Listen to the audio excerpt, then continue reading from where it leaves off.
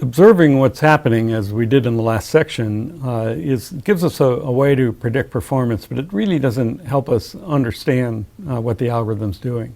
So next we're going to look at mathematical model, a way to get a better concept of what's really happening. Again, this concept was really developed and popularized by Don Knuth starting in the late 60s. At that time, computer systems were really becoming complicated for the first time, and computer scientists were concerned about whether we really were going to be able to understand what's going on. And Knuth was very direct in saying that this is something that we certainly can do. We can calculate the total running time of a program by identifying all the basic operations, figuring out the cost, figuring out the frequency of execution, and summing up the cost times frequency for all the operations. You have to analyze the program to determine what set of operations, and the cost depends on the machine and the computer in the system, is what we talked about before. The frequency leads us to mathematics because it depends on the algorithm and the input data. Knuth has written a series of books that give very detailed and exact analyses within a particular computer model for a wide range of algorithms. So from Knuth, we know that in principle we can get accurate mathematical models for the performance of algorithms or programs in operation. All right, so what does this process look like? You can, if you want, run experiments. In ancient times, we would actually look at the computer manual, and every computer came with a manual that said precisely how long each instruction would take. Nowadays, it's a little more complicated, so we run experiments. You can go ahead and do a billion ads and figure out that maybe on your computer an ad takes 2.1 nanoseconds. Or you can do more complicated functions like compute a sine or an arctangent, although that's already getting close to the analysis of algorithms. So there's some way to determine the cost of the basic operations. So we'll just, in most of the cases, we'll just postulate that it's some constant, and you can figure out what the constant is. Although when we're working with a collection of objects, of n objects, there's some things that take time proportional to n. Like if you're going to allocate an array of size n, it takes time proportional to n because in Java the default is that all the elements in the array are initialized to 0. In other operations, it depends on the system implementation. And an important one is string concatenation. If you concatenate two strings, the running time is proportional to the length of the string. And many novices programming in Java make the mistake of assuming that that's a constant time operation when it's not.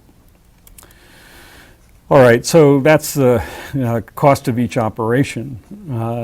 More interesting is the frequency of operation, of execution of the operations.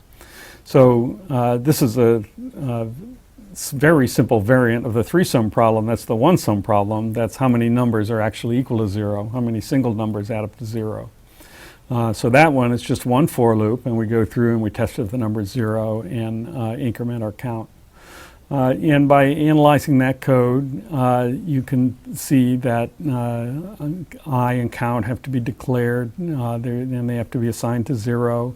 There's compares of I against n, and there's n plus 1 of them. There's compares of a of I against 0. There's n of those, n array accesses. And the number incremented is, number of times as an increment is variable. I is incremented n times, but count could be incremented any number from 0 to n times. And so that frequency is dependent on the input data. We might need a model for describing that, or maybe there's other operations that are more expensive and we won't need to worry about that. So let's look at next more complicated problem is what about the frequency of execution of instructions in this program, which is the two-sum problem. How many pairs of integers sum to 0?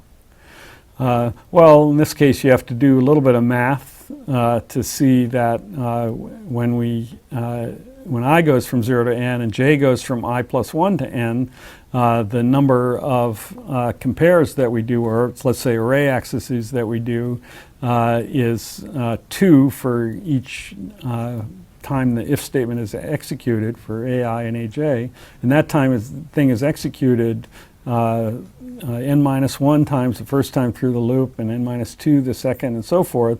It's the sum of the integers from 0 up to n minus 1, which is a simple discrete sum, 1/2 n times n minus 1, and since we're doing it twice, the number of array accesses is n minus 1. So we can go ahead and get these actual exact counts, but already it's getting a little bit tedious to do that. As far back as Turing, who also knew that, as well as Babbage did, that we want to have a measure of the amount of work involved in the process, he recognized that you didn't want to necessarily go through and do it in full detail. It's still helpful to have a crude estimate. So you could count up the number of times that every operation is applied, give it weights, and count this abstract and so forth. But maybe we should just count the ones that are most expensive. That's what Turing said in 1947. And realistically, that's what we do nowadays. So rather than going in and counting every little detail, we take some basic operation that's maybe the most expensive and or the one that's executed the most often, the one that cost times frequency is the highest, and use that as a proxy for the running time. Essentially making the hypothesis that the running time is going to grow like a constant times that. So in this case, we're going to pick array accesses. So that's the first simplification. And the second simplification is that we're going to ignore low-order terms in the formulas that we derive. And there's an easy way to do that. It's called the tilde notation. And the idea is when n is large in a formula like this, the n cubed term is much, much higher than the n term, or 16. In fact, so much so that we wouldn't even would hardly notice these low order terms. So all of these formulas are tilde 1/6 n cubed. And that's a fine representative or approximation to these quantities. And it greatly simplifies the calculations to throw away the low order terms like this. So by focusing on one operation and throwing away the tildes, the low order terms, and this is the technical definition of tilde, it just, f of n tilde g of n means the limit as fn or gn equals 1, and you can check that that's going to hold in these kinds of situations. So that greatly simplifies the frequency counts, and if we're only picking one thing, we're just talking about tilde n squared and maybe another tilde n squared for the increment for the two-sum problem, say. So again, when n is large, the terms are negligible. When n is really small, they're not negligible, but we don't really care because we're trying to estimate running times for large n, and running times for small n are going to be small no matter what. All right, so now we're using both the cost model and the tilde notation, and then we can simply say that this program uses tilde n squared array accesses and have implicit the hypothesis that we think the running time is going to be tilde a constant times n squared. Okay, well now what about three-sum? Let's do our real problem. So now we have the triple loop. And then we have to do a more complicated combinatorial problem, and it's not that big a deal really. We're looking at the distinct number of ways you can choose three things out of n, and that's a binomial coefficient. And again, doing the math and using the tilde, it's just tilde 1/6 n cubed. 3 array accesses for each triple, so we can say half n cubed.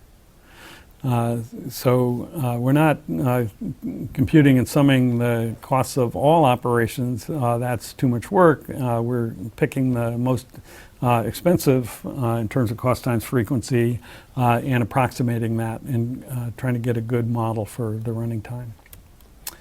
Now,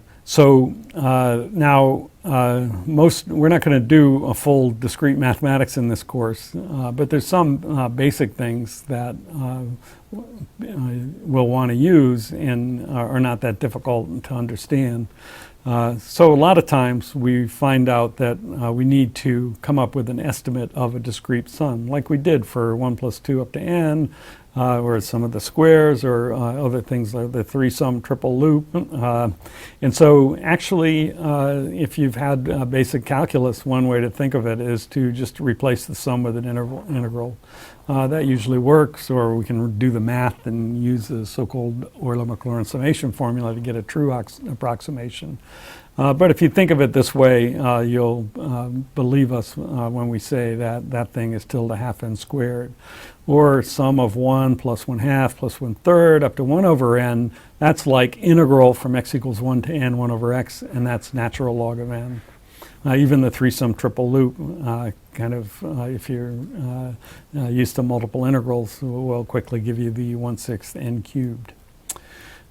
There's many more and other techniques that we could use for this, and we're not going to teach all that, but we'll sometimes refer to results of this type.